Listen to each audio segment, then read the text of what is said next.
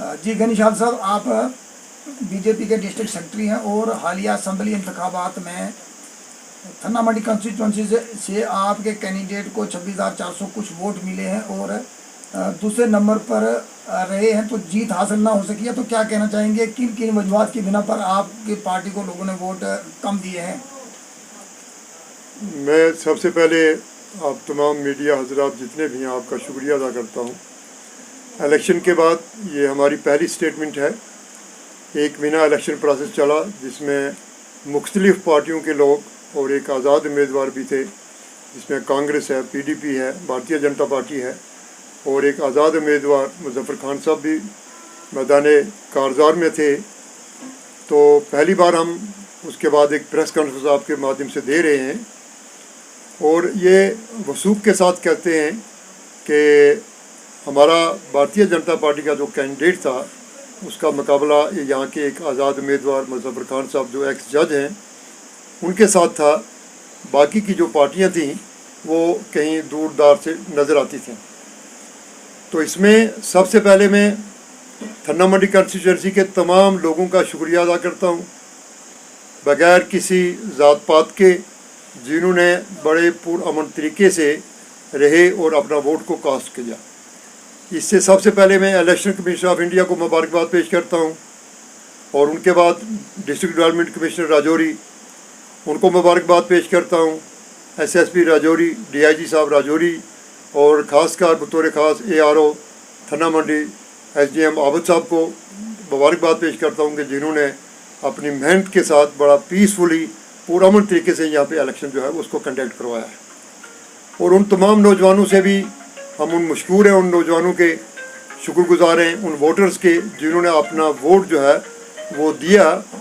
और एक हम उसमें दूसरे नंबर पे रहे, भारतीय जनता पार्टी के जो हमारे कैंडिडेट थे इकबाल मलिक साहब, हम दूसरे नंबर पे रहे। तो जीत जो थी वो हमारे एक आज़ाद उम्मीदवार एक्स जज मुजफ्फर खान साहब की हुई है। तो आपके माध्यम से मैं उन्हें ये कहूँगा और उनसे ये गुजारिश भी करूँगा कि आप जीते हैं, आपको लोगों ने मैंडेट दिया है। Now you have been elected as a member of legislative assembly. तो आपने जो अपने मैनिफेस्टो में जो वादे किए हैं, मुझे पूरी उम्मीद है कि भाई उनको आप पूरा करने में कोई कसर बाकी नहीं रखेंगे। और उसके साथ साथ मेरा उनको ये भी मशवरा रहेगा कि मरकज़ी हुकूमत जो है वो भारतीय जनता पार्टी की है। कुछ बहुत सारे पावर्स जो हैं वो हमारे ऑनरेबल लेफ्टिनेंट गवर्नर के पास है। तो इनको मुजफ्फर खान साहब को जो हमारे इस वक्त एमएलए हैं उनको इकबाल मलिक साहब के साथ मिलके काम करना चाहिए और यहाँ के इलाके की, यहाँ के लोगों की, यहाँ के खासकर यूथ की जो परेशानियाँ हैं, जो दिक्कतें हैं, उनको दूर किया जा सकता है।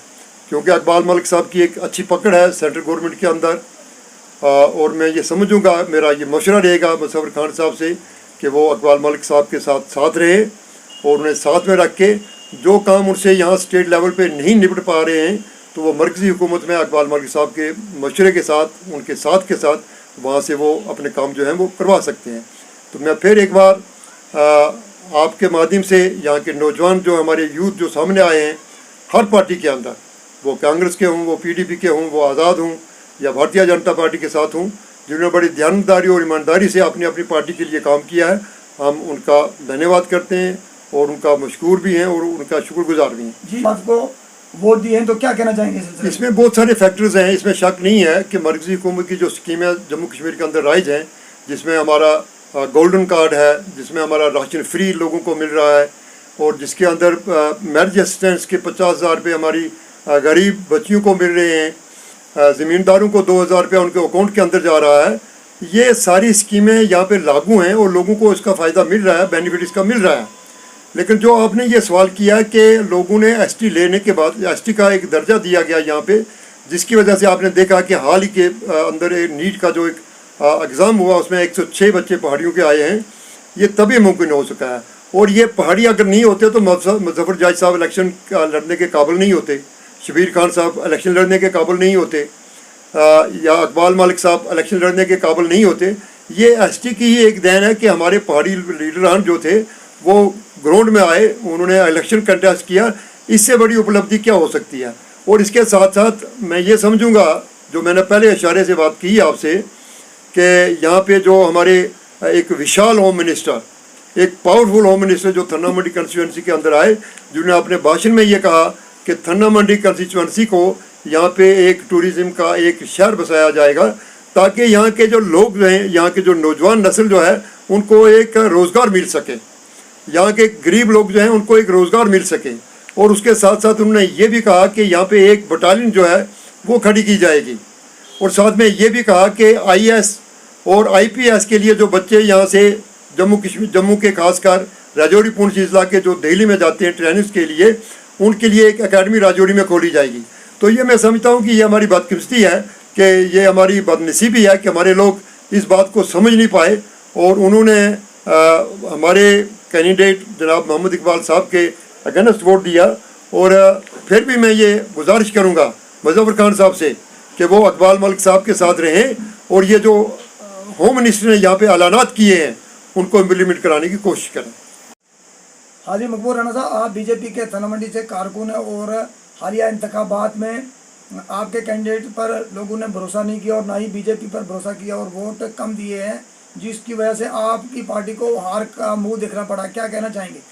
शाह साहब शुक्रिया आपका। हम हारे नहीं हैं, ये हमारी निश्चित रूप से जीत हुई है, क्योंकि 2000 सेशन के बाद बीजेपी यहाँ से 4 से 6 और 8,000 वोट लेती थी, जब हमारी राजौरी, थन्ना मंडी और मंजाकोट एक कॉन्स्टिट्यूंसी होती थी। लेकिन आज अल्लाह के फजलो करम से थन्ना मंडी अलग कॉन्स्टिट्यूंसी बनी है, राजौरी अलग कॉन्स्टिट्यूंसी बनी है, और दोनों कॉन्स्टिट्यूंसी में से हमारे बीजेपी के आदमियों ने 60,000 वोट लिया है, जबकि जीतने वाली पार्टी ने कम से कम दोनों कैंडिडेटों ने 66,000 वोट लिया है। तो थोड़ा से मार्जिन से हम हारे हैं। शायद इसका सबसे बड़ा फैक्टर जो ये था कि मुस्लिम कम्युनिटीज़, ये खालिस सीट, वाहिद सीट जो थन्ना मंडी थी, इसमें 100% मुस्लिम पॉपुलेशन थी। सब मुस्लिम कम्युनिटीज़ को बीजेपी हाजिम नहीं हो रही थी। हमने कोशिश बहुत की, जहाँ से हमारी कुछ छूट हुई है, कुछ हमारी अपनी गलतियाँ हुई हैं, इन गलतियों की वजह से, जैसे हमारे मौलवी तबका के हजरात जो थे, उन्होंने ऐलान कहा कि भाई बीजेपी जो है ये हाजिम नहीं हो रही है। क्यों कि पूरे प्रदेश के अंदर हर तरफ से आवाज़ आ रही थी, कभी मस्जिद गिर रही है, कभी कहीं किसी पे मारा जा रहा है, और पुराने फेक वीडियो चला चला के उन्होंने हमें हराने की कोशिश की। हम हारे नहीं हैं, आज की डेट में भी हम जीते हुए हैं। और नंबर 2 क्वेश्चन आपने किया श्री अमित शाह जी का, विनाश काले विपरीत बुद्धि। शायद हम लोगों की बुद्धि भ्रष्ट हो चुकी थी कि दुनिया का सबसे ताकतवर और सर्वश्रेष्ठ होम मिनिस्टर वो थन्ना मंडी में पधारा है। 70 साल में कोई भी राजनेता मेरे हिंदुस्तान का यहाँ नहीं आया, और पहली मर्तबा हिंदुस्तान की विशाल जमात के जनरल सेक्रेटरी माननीय जनाब तरुण चुग जी और जनाब दुनिया के ताकतवर होम मिनिस्टर अमित शाह जी थन्ना मंडी में आए, और हम इससे फ़ायदा लेने में रह गए। उन्होंने खुद अपनी ज़ुबान मुबारक से ऐलान किया कि थन्ना मंडी वालों, एक दफ़ा आप मिस्टर मलिक को जीत के मेरे पास पहुंचाओ और इसको पंख लगा के इसको उड़ान देना मेरा काम है। तो ये हम लोगों की गलती है। चलो आज हम पंख नहीं लगा सके, लेकिन वो वक्त दूर नहीं।